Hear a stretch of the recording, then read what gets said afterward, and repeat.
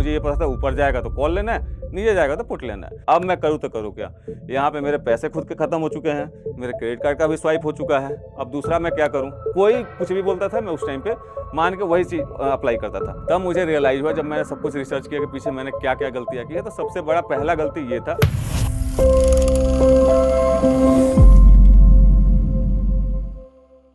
This video is made for educational purposes only and are not meant for financial advice. Viewers are recommended to consult registered financial and investment advisors before making any investment. We disclaim all liability for any loss or damage as a result of any investment that you may consider. We do not promote any finance or investment related courses or products to this channel. दोस्तों, मेरा नाम है राहुल सिंह और मैं बिहार के Gopalganj district का रहने वाला हूँ। और जब मैं सिर्फ 5 साल का था, उस टाइम पे मेरे सर से बाप का साया खत्म हो गया। उनका चेहरा कैसा दिखता था, वो कैसे दिखते थे, मतलब मुझे कुछ भी याद नहीं है। नवंबर 2018 में ऐसा होता है कि एक मेरे क्लाइंट आते हैं।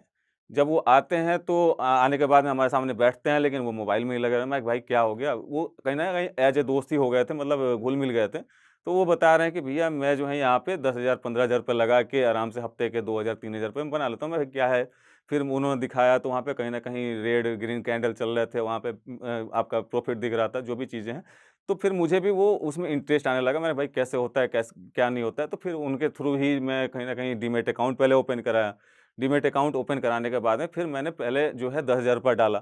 10,000 रुपए डालने के बाद में हुआ ये कि भैया 10,000 से वो आराम से मैंने डाला, अगले दिन थोड़ा लॉस भी दिखा रहा था, मैंने छोड़ दिया। 3-4 दिन बाद देख रहा हूँ 10,000 से वो 10,500 हो गया, 4-5 दिन बाद जो है 11,000 हो गया। 11,000 होने के बाद में मैंने बुक कर लिया। फिर मुझे लगा भैया ये तो अच्छा चीज़ है, कोई दिक्कत नहीं है। तो उस समय मेरे पास में सेविंग्स पड़े हुए थे। मैंने अपने सेविंग्स से जो है 1 लाख रुपए उठा के उसमें डाला। 1 लाख रुपए डालने के बाद में मतलब टोटल जो पहले 11,000 था प्लस और भी मैंने 89,000 रुपए डाला, ताकि वो 1 लाख रुपए राउंड हो जाए। मैंने वो डाला, डालने के बाद में क्या था कि उस समय जो है नवंबर 2018 के बाद में मार्केट में कहीं न कहीं बुल रन चल रहा था, ठीक है? और मैं किसी भी स्टॉक में आँख बंद करके इन्वेस्ट करूँ, कोई दिक्कत नहीं है। वो 2 दिन रेट दिखा रहा है, मैं ज जो रेट दिखाता था उसको कभी बुक ही नहीं करता था। जो ग्रीन में आ गया, जो प्रॉफ़िट दिखा रहा है उसको बुक कर लिया, जो रेड में दिखा रहा है वो आज नहीं तो 2 दिन बाद कहीं न कहीं ग्रीन में आ जाता। और उसके बाद में मुझे ऐसा लगा कि भैया मैं तो सब कुछ समझ चुका हूँ, सब कुछ सीख चुका हूँ, कोई दिक्कत नहीं है इसमें। ऐसे करते-करते वो 1 लाख रुपया जो है 1,72,000 रुपया बना। उसके बाद में आता है जून या जुलाई 2019, हाँ, उस टाइम पे जो है आपका मार्च अप्रैल के बाद में या जून जुलाई के बाद में, एग्ज़ैक्ट डेट अभी याद नहीं है मुझे। लेकिन उस टाइम पे क्या था, डाउनफॉल आया था। डाउनफॉल आने की वजह से जो है जितना ही मैंने इन्वेस्टमेंट किया था स्टॉक्स वगैरह में, वो कहीं न कहीं कोई 10% के माइनस में चल रहा था, कोई 5% के माइनस में चल रहा था, कोई 10। और मैं ये तो जानता था ना भैया कोई दिक्कत नहीं, आज माइनस में दिख रहा है तो भैया कल वापस आ जाएगा। ले वो उस टाइम पे जो है कहीं न कहीं 40-45 दिन या 50 दिन के आस-पास डाउनफॉल ही रहा, तो 20 दिन 25 दिन मैंने देखा, उसके बाद में मैं हिम्मत हार गया और वो 1,70,000 का इन्वेस्टमेंट जो है वो कहीं न कहीं 1,32,000 में मैंने बुक किया। बुक करने के बाद में फिर मैंने, भाई भाई ये क्या हो गया? क्योंकि भाई मैं इतना ही से करता हुआ आ रहा था, 4-5 महीने से, इतना अच्छा प्रॉफ़िट भी चल रहा था। उसके बाद में ये क्या हो गया? उसमें मुझे नॉलेज नहीं था किसी भी चीज़ का। उसने बता दिया कि हाँ, कोई भी इसमें शेयर पकड़, इसमें बाई दबा देगा, बाई हो जाएगा, जब प्रॉफ़िट आए तो निकाल देना। फिर मैं कहीं न कहीं सोचा कि भैया इसके बारे में सर्च करते हैं, इसके बारे में रिसर्च करते हैं। फिर मैंने गूगल पे आर्टिकल वगैरह पढ़ा, तब पता चला कि हाँ, इसमें आपका कैंडलस्टिक पैटर्न भी होता है, बाकी सारे टेक्निकल एनालिसिस भी होते हैं, बहुत सारे वो होते हैं और उसमें डाउनफॉल भी होता है, अप ट्रेंड भी होता है। मुझे तो ये लगता था कि हाँ, बाई करेंगे तो ऊपर जाएगा, बाई करेंगे तो ऊपर जाएगा। तब जाके मुझे पता चला, फिर मैंने यूट्यूब पे कहीं न कहीं थोड़ा बहुत रिसर्च किया, सब कुछ करने के बाद में फिर तो उसी टाइम पे मुझे दिखा था, आज मैंने बनाए 1 लाख से 5 लाख, ज़ीरो टू हीरो। ठीक है? उस टाइम पे मुझे कहीं न कहीं पता चला ये ऑप्शंस के बारे में। कैसे? जब मैं उसको खोला तो वहाँ पे दिखा रहा है कि भैया आज मैंने ₹10,000 का ऑप्शन खरीद के भैया इसको ₹50 बेचा है, ये किया है, वो किया है, तो वो सब कुछ मैंने देखा, तो मुझे तब जाके पता चला ऑप्शंस में। मैं, भाई ये बढ़िया चीज़ है, मैं तो यहाँ पे 1 लाख रुपए बना रहा हूँ, 4-4 दिन, 6-6 दिन, 10-10 दिन रुकना पड़ता है, तब जाके कहीं न कहीं 2% 4% बन रहा है। ये तो भैया सीधे 500% बन जा रहा है 1 दिन में। फिर मैंने सोचा, उसके बाद में फिर मैंने ऑप्शंस में वहाँ पे धीरे-धीरे थोड़ा-सा वहाँ पे जो 1,32,000 था वो लगाया। ठीक है? वहाँ पे बस मैं 2 ही चीज़ जानता था, एक होता है कॉल, एक होता है पुट। मार्केट ऊपर जाएगा तो कॉल लेना है, मार्केट नीचे जाएगा तो पुट लेना है, बस इसके अलावा कुछ नहीं पता। ठीक है? मार्केट ऊपर जाता मैं कॉल लेता था, मार्केट नीचे जाता मैं पुट लेता था, और वो 1,32,000 को जो है 2 या 3 दिन में फिर 1,70,000 पे पहुँचा दिया। ठीक है? उसके बाद में धीरे-धीरे चलते-चलते एक दिन जो है उसमें मुझे सबसे बड़ा प्रॉफ़िट हुआ था उस समय ₹12,000 के आस-पास, और उस टाइम पे मेरा कैपिटल हो चुका था ₹1,98,000 के आस-पास। और उस दिन क्या था कि बैंक निफ्टी का एक्सपायरी था, थर्सडे का दिन था, और उस दिन जो है मैंने कहीं न कहीं कॉल लिया। ठीक है? कॉल लेने के बाद में क्या हुआ कि मार्केट नीचे चला गया। अब मुझे तो ये पता है भैया कोई दिक्कत नहीं है, शेयर मैं लेता था, आज ऊपर नहीं गया, क कोई दिक्कत नहीं है, कल ऊपर जाएगा तो कहीं न कहीं प्रॉफिट वो दे के निकलेगा, ठीक है? तो मुझे ये थोड़ा ना पता था कोई थीटा और ये गामा, डेल्टा ये सब मुझे कुछ नहीं पता। मुझे ये पता था ऊपर जाएगा तो कॉल लेना है, नीचे जाएगा तो पुट लेना है। तो वो मैं कॉल लिया था और एक्सपायरी था, एक्सपायरी भी मुझे कुछ नहीं पता था कि एक्सपायरी में होता क्या है। अब मैं देखता रहा कि भैया क्या हो रहा है, क्या हो रहा है, क्या हो रहा है? तो मैं चलो कोई बात नहीं, इसको बंद करते हैं, कल देखेंगे, कल ऊपर जाएगा तो देखेंगे। कल देख रहा हूँ तो भैया वो कॉन्ट्रैक्ट एक्सपायर हो चुका है और कहीं न कहीं मेरा पैसा वहाँ पे बिल्कुल ज़ीरो हो चुका है। ₹600 ₹700 के आस-पास बचा था, जितना भी था मैंने उसमें लगा दिया था। फिर मैंने ब्रोकर से बात किया, तब पता चला कि नहीं, ये ऑप्शंस में जो है एक्सपायरी होता है, एक्सपायरी के दिन जो है आपका ऑप्शन ज़ीरो हो सकता है। ये सब चीज़ मुझे तब जाके पता चला। उसके बाद में मैंने सोचा कि नहीं, अब जो है ऑप्शंस में कहीं न कहीं रिसर्च करके ही यहाँ पे ट्रेड करना पड़ेगा, ठीक है? लेकिन जो है वहाँ पे भी मैंने हार नहीं माना। हार इसलिए नहीं माना क्योंकि मुझे ये लगता था कि भाई आज तक जो भी चीज़ मैं जानना चाहता हूँ, जो भी चीज़ सीखना चाहता हूँ, वो कहीं न कहीं मैं आराम से सीख ही लेता हूँ, कोई दिक्कत नहीं है। इसमें क्या था, भाई मुझे थीटा नहीं पता था, डेल्टा नहीं पता था, गामा नहीं पता था, अब तो पता चल गया, अब मैं स्टार्ट करता हूँ। फिर मैंने वहाँ पे 2 लाख रुपए डाले, जो कि मेरे सेविंग में पड़े हुए थे। 2 लाख 10,000 12,000 रुपए के आस-पास पड़ा होगा। 2 लाख रुपए मैंने डाला, इसलिए डाला क्योंकि भाई मुझे 2 लाख रुपए रिकवर करना है। 2 लाख रिकवर करने के लिए 10,000 15,000 20,000 से तो होगा नहीं, उसके लिए कहीं न कहीं 2 लाख ही डालना पड़ेगा, तब जाके भैया जल्दी से जल्दी रिकवर होगा। मैंने वो 2 लाख रुपए डाले, उसमें भी कोई दिक्कत नहीं था। वो 2 लाख रुपया जो है कहीं न कहीं धीरे-धीरे करते-करते 2.5 लाख हो गया, 3 लाख हो गया, उसमें भी कोई दिक्कत नहीं था। लेकिन उसके बाद में फिर डाउनफॉल, क्योंकि उस समय मैं समझ गया था कि हाँ, भी एक्सपायरी होता है, हर चीज़ होता है, लेकिन आपको पता ही है कि किसी दिन 10,000 प्रॉफिट होगा, किसी दिन वो लॉस होगा। मैं वहाँ पे 10 पॉइंट 20 पॉइंट लेके कहीं न कहीं मैं निकल जाता था, लेकिन जब लॉसेस होते थे उस टाइम पे मैं बैठा रहता था कि अब एक बार रिकवर हो जाए, एक बार रिकवर हो जाए। इस तरीके से वो जो है धीरे-धीरे मेरा अकाउंट ड्रॉ डाउन होता गया, होता गया, होता गया, होता गया और कहीं न कहीं फिर वो आ चुका था 30,000 40,000 के आस-पास। फिर मैंने भाई वहाँ पे तो मेरा टोटल हो गया भैया पहले के 2 लाख रुपए और ये जो है कहीं न कहीं आपका 1.5 लाख 1,60,70,000 रुपए के आस-पास ये हो गया। अब क्या किया जाए? अब इसमें जो है कहीं न कहीं अभी सबको रिकवर करने के लिए और पैसा डालना पड़ेगा। तो उस टाइम पे जो है मेरा तो हो गया था सेविंग खत्म। सेविंग खत्म होने के बाद में क्या था कि मेरे पास में वहाँ पे था 5-6 क्रेडिट कार्ड था, उसको मैंने स्वाइप किया, स्वाइप करके वहाँ पे फिर मैंने दोबारा डाला क्योंकि भाई उस समय सोच लिया था कि अब जो है बिल्कुल सब कुछ सही से काम करना है और एक बार ये पैसा रिकवर हो जाए, फिर ऑप्शन में नहीं जाना है। जैसे मैं पहले स्टॉक्स में करता था, उस तरीके से ही दोबारा मैं शुरू करा, थोड़ा कम ही कमाएँगे लेकिन कंसिस्टेंट होके कमाएँगे और कहीं न कहीं मैंने वो ये सोच के डाला वहाँ पे। वो डालने के बाद में ये हुआ कि उस दिन जो है मार्केट मेरे फ़ेवर में ही गया। मार्केट फ़ेवर में जाने के बाद में मैंने ये भी देख लिया था कि हाँ भैया ये एसटीबीटी होता है, ये होता है, वो होता है, तो मार्केट मेरे फ़ेवर में ही गया था और लास्ट आवर में ही मैंने ट्रेड किया था क्योंकि पूरे दिन में मेरे को काम था। ठीक है? तो एसटीबीटी का मैं ट्रेड लेके गया और अगले दिन जो है कहीं न कहीं मैंने कॉल बाय किया था, मार्केट गैप डाउन ओपन हुआ तो मेरा ऐसा नहीं है कि पूरा का पूरा कैपिटल वाइप आउट हो गया। वहाँ पे जो है लगभग-लगभग 1 लाख का नुकसान हो गया, कोई दिक्कत नहीं है।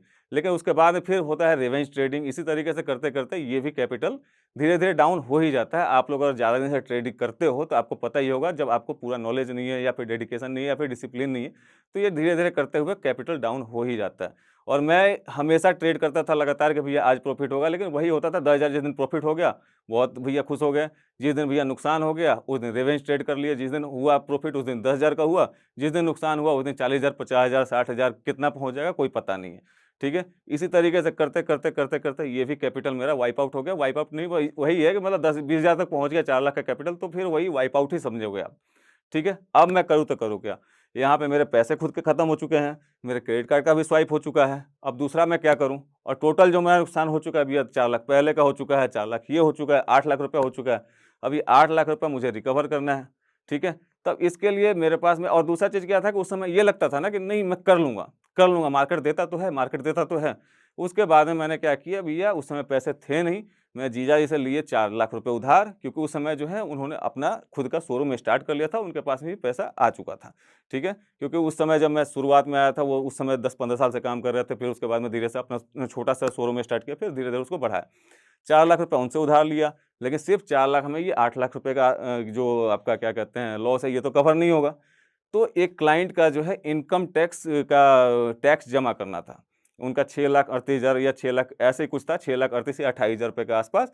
तो उस समय क्या था कि मैंने उनसे बोला कि आप एक काम कीजिए, वो जो चेक आप इनकम टैक्स का बना के दे रहे हैं, आप मेरे नाम पे ही बना दीजिए और मैं ये क्लियर करके डायरेक्ट ऑनलाइन इसका पेमेंट कर दूँगा। ठीक है? तो उन्होंने भाई उनका मैं 5-6 साल से लगातार काम करता हुआ आ रहा था। तो वो आराम से मेरे नाम पे चेक बना के दे दिए, क्योंकि उस समय मेरे पास यूनियन बैंक का अकाउंट था और वहाँ से डायरेक्ट ही, क्योंकि गवर्नमेंट बैंक में ही उस समय ये चालान जमा होते थे। तो मैंने वो चेक लिया और चेक जो है अपने अकाउंट में डिपॉज़िट किया। डिपॉज़िट करने के बाद में जब वो भी आया, उसके बाद में मैंने उसको भी लगा दिया। ठीक है? उसके बाद में लगाने के बाद में ये टोटल हो गए मेरे पास में 6 लाख वो हो गए और 4 लाख जो मैंने जीजा जी से लिए हैं, वो हो गए। 6 4 10 लाख रुपया हो गया और ये है लगभग ये बात मैं बता रहा हूँ फरवरी या फरवरी 2020 के आसपास का, ठीक है? और उस टाइम पे क्या था, मार्केट डेली नीचे आ रहा है, डेली नीचे आ रहा है, डेली नीचे आ रहा है और लगातार 40-50 दिन मतलब आप देखेंगे तो मार्केट खुल रहा है, नीचे आ रहा है, खुल रहा है, नीचे आ रहा है। तो उस समय क्या था कि मैं डेली जैसे मार्केट ओपन होता है, मैं पुट खरीदता हूँ, प्रॉफ़िट हो जाता है। मार्केट ऊपर खुलता है, मैं पुट खरीदता हूँ, प्रॉफ़िट हो जाता है। नीचे भी खुलता है, मैं पुट लेता हूँ, प्रॉफ़िट हो जाता है। तो मैं बस पुट का आदी हो चुका था। तो मैं बस पुट का आदी हो चुका था और कहीं न कहीं जो है बस पुट करता रहा। उसके बाद में क्या हुआ कि उस समय जो लॉकडाउन आया था, उससे पहले आप देखेंगे तो लॉकडाउन के बाद उतना क्रैश नहीं आया, जिस दिन अनाउंस हुआ है 25 तारीख को, उससे पहले ज़्यादा क्रैश आया, ठीक है? और उस समय जो है मेरे पैसे अच्छा खासा बन गए। वो 10 लाख रुपए जो है धीरे-धीरे करते-करते टोटल 34 लाख रुपए तक बन चुका था, 34 लाख या 33 लाख ऐसा ही, ठीक है? अब एक डेट है 25 नवंबर 2020। उस दिन जो है फिर मैंने पुट लिया थर्ड कैंडल पे, ठीक है? नहीं, सेकंड कैंडल पे लिया था, ठीक है? सेकंड कैंडल पे मैंने लिया पुट और जो थर्ड कैंडल है सिंगल वही कैंडल ऐसा बन गया कि वो जो है मेरा 34 लाख का सीधे दिखाने लगा 12 लाख, क्योंकि उतने सारा नुकसान हो गया, बहुत बड़ा कैंडल बना था। वो कैंडल बनने के बाद में भैया मेरे पास में इतना हिम्मत नहीं था कि मैं उसे बुक कर पाऊँ। मैंने ये सोचा भाई इतना दिन से जब मार्केट नीचे आ रहा है, नीचे आ रहा है, डेली गैप डाउन ओपन हो रहा है, गैप डाउन ओपन हो रहा है और वैसे भी भैया क्या कहते हैं जब कल भी हो सकता है ये गैप डाउन ही हो और मैं इस आशा में जो है वो चीज़ मैंने छोड़ दिया कि चलो ठीक है कल गैप डाउन होगा, ये कवर हो जाएगा। क्योंकि मैं वहाँ पे उतना बड़ा लॉस बुक नहीं कर सकता था, मेरे हाथ काँप रहे थे। और अगले दिन क्या हुआ, अगले दिन फिर मार्केट ऊपर गैप अप ओपन हुआ, वहीं से सपोर्ट लिया और वहीं से ऊपर चला गया। और उस दिन था एक्सपायरी और उस दिन सब कुछ ज़ीरो हो गया। अब मैं करूँ तो करूँ क्या? वहाँ पे उसके 6 लाख रुपए का मैंने चेक अपने नाम पे ले लिया है। अब इनकम टैक्स वाले उसको देखेंगे, वो मेरे के पास आएगा। यहाँ पे जीजा जी से लिया है तो वो तो मैंने अगर मैं नहीं भरूँगा तो इनकम टैक्स का नोटिस आएगा, जब नोटिस आएगा तो वो मेरे पास पहुँचेगा। और जो है ये 34 लाख तक जब 33 लाख तक जब ये पहुँचा था, उस टाइम पे मैंने सबसे बड़ा गलती क्या किया, उसका चालान भर देना चाहिए था, जीजा का मुझे रिटर्न कर देना चाहिए था। उसके बाद जो बचा मेरे पास कैपिटल तो हो ही चुका था, क्रेडिट कार्ड का भर देना चाहिए था। उसके बाद जो बचता है मेरे पास में, वो कहीं न कहीं मुझे अपना ट्रेडिंग में लगाना चाहिए था। लेकिन मैंने ये सोचा था कि भाई इतना बना चुका हूँ, तो इसको एक बार 50 बना देता हूँ। उसके बाद मैं इसमें से निकाल के दे दूँगा, अपना क्रेडिट कार्ड भी भर दूँगा, जीजा का भी दे दूँगा। उसके बाद ही मेरे पास में आराम से 30 लाख रुपए के आस-पास बचेगा, ठीक है? और ये चीज़ सोच के मैंने वो इन लोगों का नहीं चुकाया था। अब उसके बाद में मैं करूँ तो करूँ क्या? फिर मैं 1 महीना तक घर से निकला ही नहीं, मैं यहाँ पे डिप्रेशन में पड़ा रहा।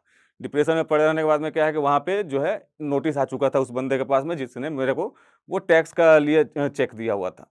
फिर वो जब नोटिस आया, वो लगातार जो है 3 दिन, 4 दिन, 5 दिन मेरे ऑफ़िस पे आया वो, उसके बाद में कहीं न कहीं वो फ्रस्ट्रेट हो गया, उसके बाद में ऑफ़िस में तोड़-फोड़ मचाने की धमकी देने लगा, फिर बोल रहा है मैं जा रहा हूँ एफआईआर करने। तो बहुत सारी चीज़ें वो बोलने लगा। मैं वहाँ पे डर गया था, उसका फ़ोन आता था, मैं फ़ोन नहीं उठाता था। उसके बाद में क्या था कि यहाँ पे जो मैंने बताया कि घर बनाया था, उसमें मैंने पहले कुछ लोन भी लिया था और कुछ कैश भी लगाया था। तो 3-4 महीने से लगातार मैंने यहाँ पे किस्त नहीं भरी थी क्योंकि मैंने आपको बताया पहले भी लॉसेस हुए थे। उसके बाद में मैंने सोचा कि भाई ये कवर हो जाएगा तो मैं सबका चुका दूँगा। तो एक लगभग-लगभग 6 महीने से जो है इसका लोन नहीं भरा था, इस वजह से जो है घर का भी एनपीए चल रहा था। उसके बाद में आपका क्रेडिट कार्ड वाले भी पीछे पड़ गए।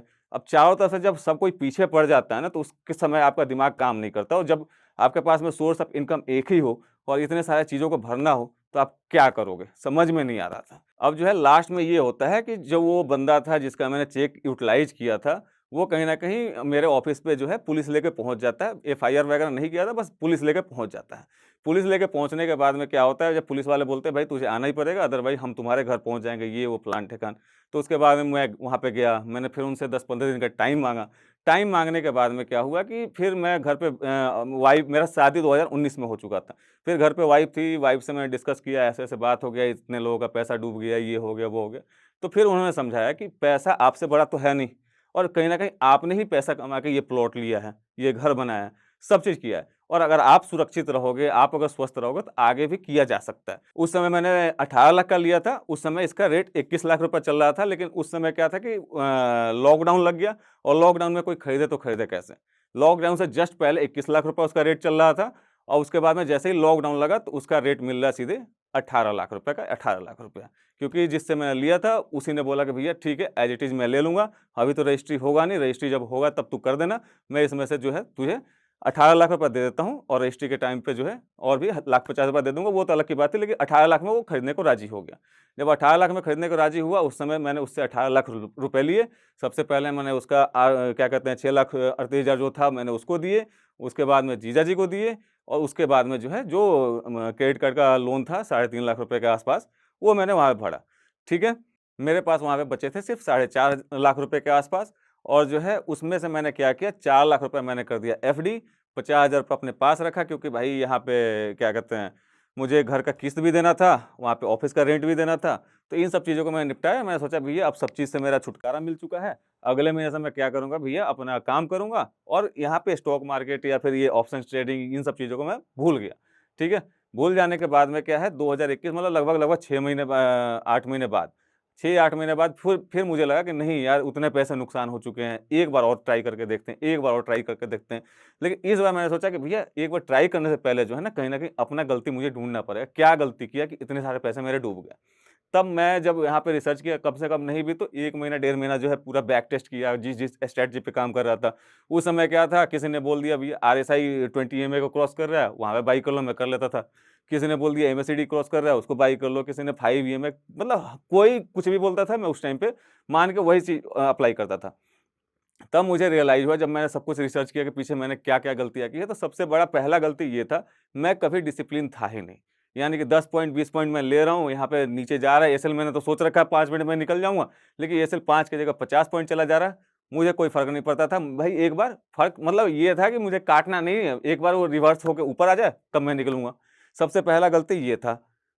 दूसरा गलती था मतलब यानी कि पहला गलती हो गया रिस्क रिवार्ड, दूसरा हो गया डिसिप्लिन। मैं कभी डिसिप्लिन था ही नहीं, कभी एक स्ट्रैटेजी पे काम करता ही नहीं था।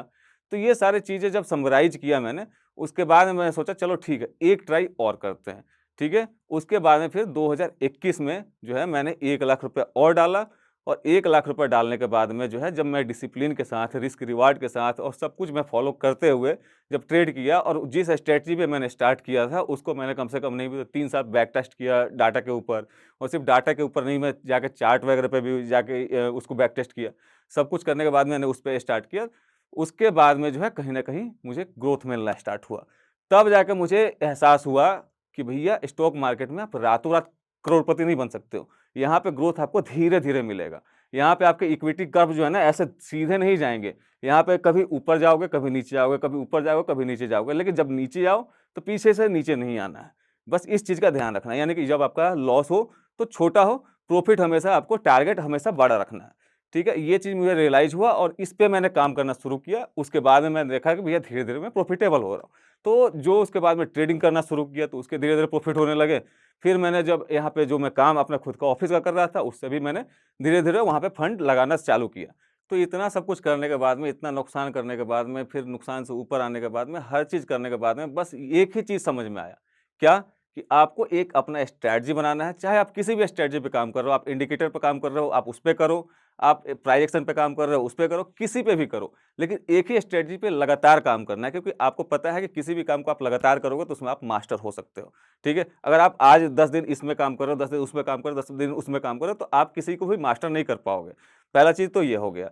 दूसरा चीज़ जो है, जो भी आप स्ट्रैटेजी बना रहे हो, उसके रूल्स डिफाइन करो कि भैया इसमें हमें टारगेट क्या लेना है, इसमें स्टॉप लॉस क्या लेना है, किस स्थिति में हमें बाहर निकलना है, कब हमें ब्रेक इवन पे निकलना है, कब हमें पूरा फुल टारगेट तक क्लियर करना है। अपना पूरा रिस्क अपना पूरा रूल आप डिफाइन करो। रूल डिफाइन करने के बाद में बस एक चीज़ का गांठ बाँध लो कि भैया उस रूल को जो है आपको डिसिप्लिन के साथ में पर डे फॉलो करना है, ठीक है? और किसी भी स्ट्रैटेजी को जो है कम से कम आप 6 महीने लगातार आप टेस्ट करो, यानी कि बैक टेस्ट भी करो और फॉरवर्ड टेस्ट भी करो। किसी भी स्ट्रैटेजी को ऐसा नहीं कि 10 दिन।